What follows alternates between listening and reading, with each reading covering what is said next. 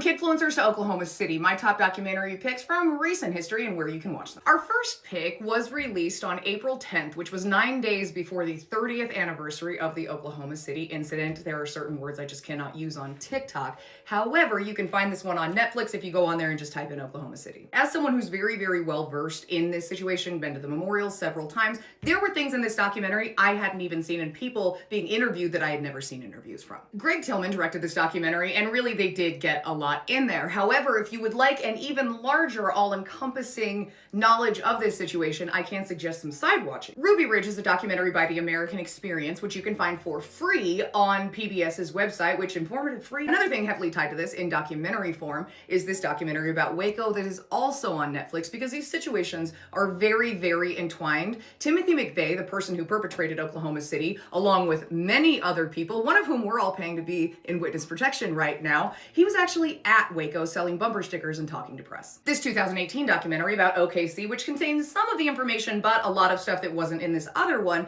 to kind of give you the whole rounded thing, is also available on American Experience through PBS for free. You can find this by going to Netflix and just typing in Oklahoma City, but good for you if you don't have Netflix. The two I just mentioned, you can get those for free. Just Google search and they'll both pop up. Now, not a documentary, however, this person should have a documentary, and I really don't understand why they don't at this point. However, Confessions of a Child with Courtney Stodden. She did an interview with Nightline about her experience being given to a 50-plus-year-old actor when she was 16 years old. You can find this on Hulu. However, there are so many clips on YouTube, you could actually probably get the whole interview through just those free clips if you don't happen to have Hulu. Another super real and honest pick for that, I'm just kidding. Did you see your face? No, we're not talking about them right now. Moving on, going on. I'm just kidding. Hollywood Demons, which is done by Investigation Discovery, so I found it on Hulu, Max, a bunch of places like that. And it's singular, about hour and 20-minute episodes that go into a lot of the stuff that has gone on in Hollywood. We covered one of those about Stephen Collins, if you'd remember, a few weeks ago. This one comes with a little disclaimer because they have Dr. Drew involved. And this most recent episode they did, The Real Housewives,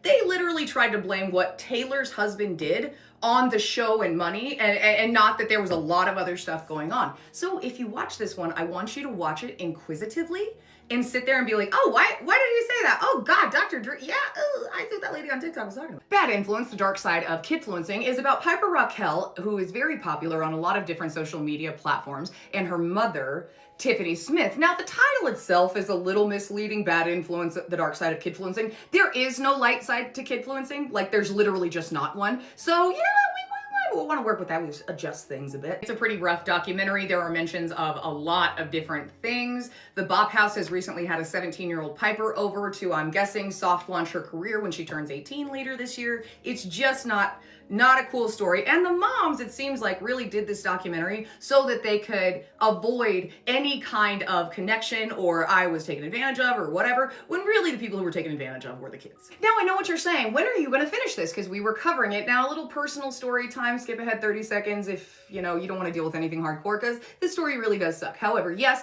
I was covering it, and right in the middle of that, I left to LA on a business trip where I was SA'd at the airport, and I am really trying to work out what is going on in my brain without adding in things that could potentially make it a lot worse. And some documentaries I just can't cover right now. This one, a little bit of an older documentary in the terms of social media because it's like 2 months old, but it checks out. Devil in the Family, The Fall of Ruby Frankie. I did cover this one. However, if you watch this one, I almost feel like there's required reading. The House of My Mother by Sherry Frankie, because it really honestly gives the full picture of what happened, because the documentary also, again, concentrated on a parent trying to escape responsibility rather than really grasping on to what they had done and how they were involved. Keep in mind, this is not an exhaustive list, and there are a lot of documentaries out right now, so leave a comment below with what you found the most interesting lately. Perhaps I will find it interesting too. There's a new episode of Sister Wives coming on tonight, but I want to say new because I already watched it. I was just remiss in recording it, so we will get into those recaps this coming week, and I'm not sure what documentary we're covering next.